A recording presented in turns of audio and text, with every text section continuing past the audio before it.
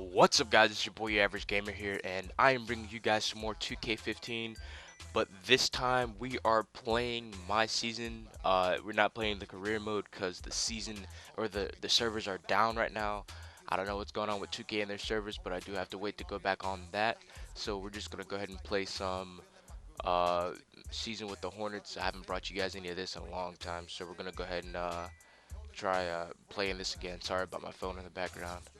But let's see who we do have next. We are still 8-0. We haven't lost yet, and we do play Anthony Davis and the 4-1 Pelicans, which should be a little bit of a challenge because Anthony Davis in the paint, he's too nice. So we're gonna go ahead and see if we can get the dub in this. But I won't bring highlights of this game. I'm just gonna upload this full game. But from now on, with my 2K, my player, my season thing, I'm gonna be bringing you guys the full game and the highlights for those who want to see the highlights rather than the full game, and then for those who want to see the full game rather than the highlights, I'll be editing that out and uploading the both of them at the same time probably.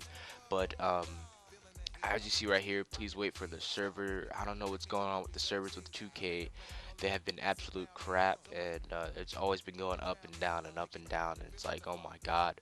But as you see, we are sitting at 3.1 VC, which we're going to use all of that for our player when we do get the servers back up. But I hope you guys do enjoy the video. If you guys can, just leave a like, as I usually say, a comment, and subscribe if you're new. Other than that, talk to you guys later. Peace.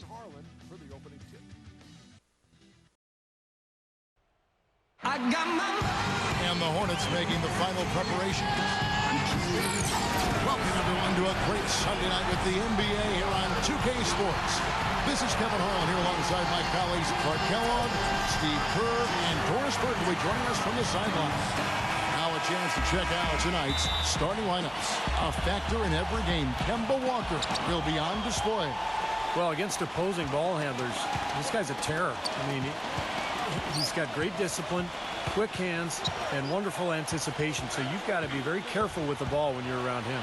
And something else he's able to do that very few players can is change his shot as he's in the air without it affecting his accuracy. I mean, that's a unique skill, and it really helps him make buckets against tight defense. It's been a tremendous beginning to the new season. They are now 5-1. Well, guys, it's go time. These are two teams whose rivalry goes back a ways, and anytime you renew it, the fans are in for a treat. And, you know, it promises to be another testy encounter between them. The build-up to the game has been pretty intense. I think everybody's expecting some volatility on the floor today. And so the Charlotte Hornets get the first points of the ball game. Two open that time, made it look too easy. How about that for a response? We will say they can give the three as well as they can take the three. Kicks it out to Stevenson. The shot's good on the assist by Walker.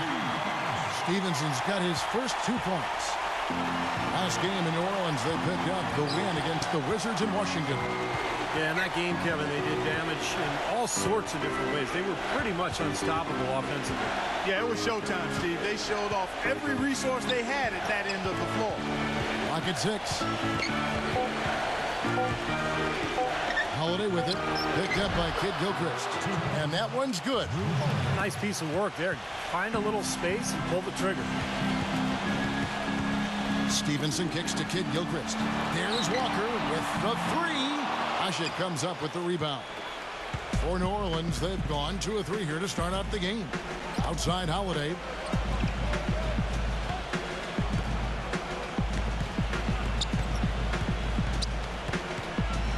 Pass to Ashik. And he uses the glass on the layup. Textbook right there. Nice pass, great catch, beautiful finish. Now Stevenson. That misses, would have counted had it gone in. And still a close game as the first quarter comes to a close. Coming up this Thursday night, December. Well, it's been a tight one so far as we get the second quarter going back here. A big part of last year's turnaround in Charlotte was the team's ability to get the close game wins. I mean, they did that in this building, and typically they just found a way to stay at it and never give up. And now, brought to you by Gatorade, all fueled up and ready to go. Let's reset our lineups. On the floor for Charlotte. Pairing in the backcourt, it's Walker and Henderson. Kid Gilchrist and Bonley at the forwards. And it's Biyombo at the 5 down low. Now let's go to Doris Burke. Doris? Well, Kevin, Michael Kidd-Gilchrist is developing his jump shot, but he's got everything else in his game. As Coach Steve Clifford said, first, he's an A1 competitor, and he's one of the few guys in the league that can night in and night out defend primary scorers and make it hard on them. He's team first. He just brings so much to our team. Gentlemen, back to you. A great energy player, Doris. Thanks.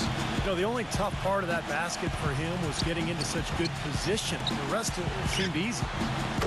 And for Charlotte, guys, you know, a lot of their 25 home wins were very close games, but they fought it out. Yeah, if you actually look at their point differential at home, you wouldn't think they were very good in this building, but they came up clutch and won a lot of close games down the stretch last year.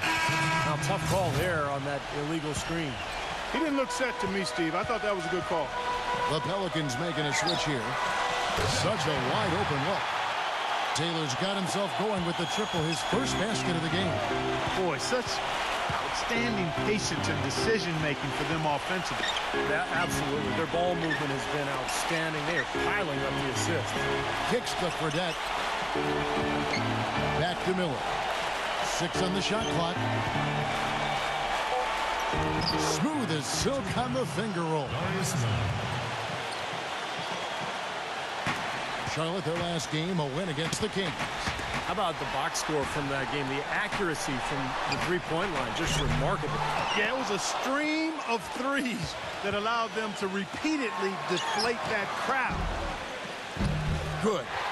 Henderson's got 9 points now in the quarter. All these open threes they're giving up have really been the driving force of this run.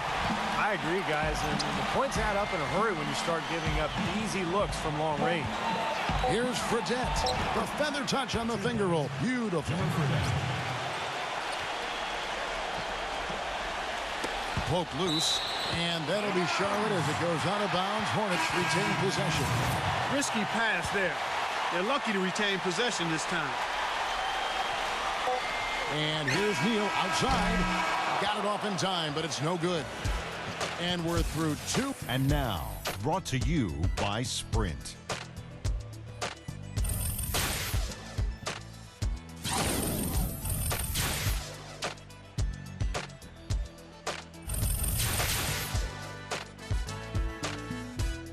The Sprint Halftime Report, presented by Sprint. The third quarter now beginning. Both sides looking to pull away in the last half of the game. You know, the Pelicans did not have the best overall record last year, but they were a nightmare matchup for a lot of teams in the East and had a really good out-of-conference record. Getting underway in the second half. Here's the 5 for Monty Williams. Backcourt, Holiday and Gordon. Evans and Davis are your small and power forwards. And it's Ashik in at the 5. And the rejection by Evans. Whoops, there's the 24-second shot clock violation, so they'll turn it over. A look here at last year in the NBA, where the Hornets ranked. First in fewest turnovers per game. 8th in blocks. As for the rebounding numbers, not as strong as you would think. Top 20 in the league. They certainly are capable of better. And this is a smart team, Clark, because you talked about the turnovers, #1 in the league in terms of fewest mistakes. And that's when they were at their best. When they controlled the action offensively, they were able to execute without making mistakes, and that allowed them to set up their defense at the other end. And this was a really well-disciplined club. As you said, the Pelicans did play very well against the East last year. With the division they were in, any trip out East must have felt like a vacation. Jefferson kicks to Walker. The pass to Kid Gilchrist. A 3 from Stevenson. It's rebounded by New Orleans. Getting their first look of the season at this Hornets team. Back to Holiday for the tie. Cannot hit. Jefferson with some nice deep. And for the Pelicans, they ended with a 19-11 record against the East. Good mark for a nice young team. And a nice precedent, Kevin, for a team whose goal is to make the playoffs in the West, which you know how difficult that is. You have to get about 20 out-of-conference wins to be able to be in one of those 8 playoff spots in the Western Conference. And Holiday kicks to Gordon. Evans back to Gordon. New Orleans moving it around. Oshik with it. Jefferson picks him up. New Orleans needs to get off a shot. 2 on the clock. Here's Holiday. It's rebounded by Charlotte. Jefferson's got 5 rebounds tonight. Outside, Walker.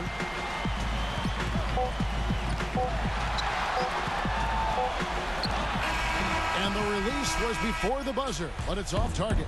And we've reached the end of the third. Hornets lead by 4. And we'll have the start of the fourth quarter for you as soon as we get back from this short break.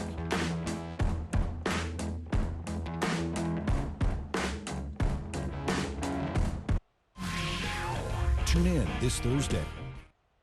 How does it feel? All right, the fourth quarter of action getting underway. We've had a great one so far with both sides coming to play. And a chance to catch up on some numbers here. Scoring breakdown for Charlotte. So far, they've turned in a fantastic performance from the three-point line. It's been a weapon all game. Well, it seems to me that they're taking a lot of pride in their rebounding tonight, especially at the offensive end, guys. At the 3, MKG and Cody Zeller at the 4. Walker runs the point with Stevenson flanking him. And it's Jefferson in at the pivot spot, manning the middle. So that's the lineup for Charlotte. I like the offensive awareness to exploit that lack of coverage on that play. Here's Holiday. Here's Davis. Shot's good. That's the 10th straight point they've given up in the paint. I guess the good news is they've taken away the outside shot. Well, you know what? It doesn't matter how good their perimeter defense is if they're going to allow inside looks as easy as that. Here's Gordon. Following the basket by Anthony Davis. Well, the number one priority for a defense when you face this guy is to keep him getting anywhere from the basket because he's just so strong as a finisher. And we'd be remiss if we didn't also mention his supreme shot blocking. And he doesn't do it softly. He comes up with emphatic denials. Good on the first, and that shrinks the margin to just 4. Gerald Henderson, he's checked in for Lance Stevenson.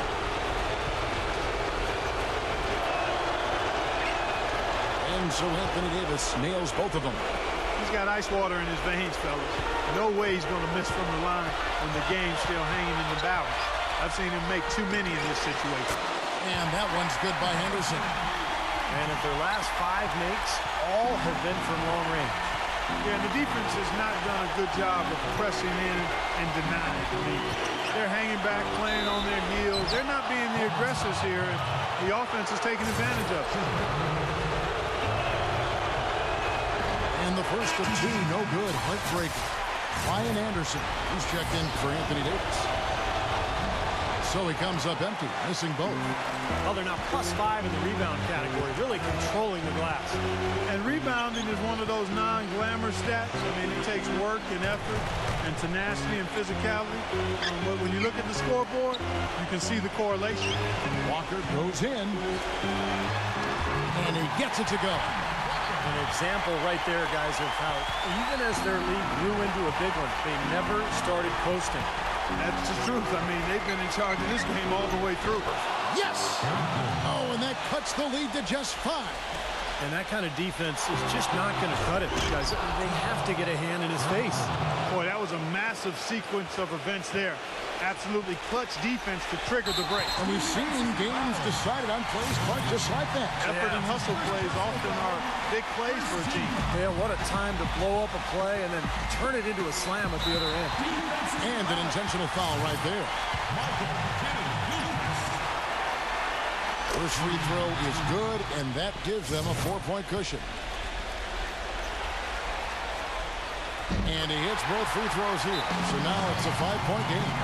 Those are big free throws, guys, because now it becomes a 2-possession game. Now a timeout called by New Orleans. They trailed by 5. We've got 22 seconds left in the fourth quarter. What do you think, guys? Well, the way to go here, you got to get a quick basket and then a foul. That's the only course of action at this point. And it's key who they foul. Don't send an excellent free throw shooter to the line here. Terrible defense for both teams. Just atrocious. Yeah, it's been awful, Steve. I don't know any other way to say it, and I'm sure both teams will get an earful from their coaches. Second one is good. Hitting both at the line. It's a 5-point game. No mistakes there. I think you can close the book on this one, guys. It's done.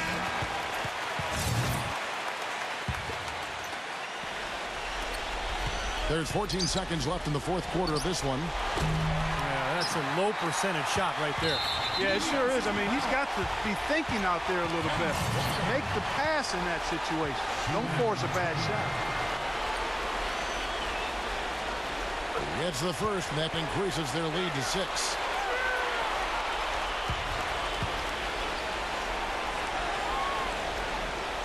And so both free throws are good, and it's a 7-point game.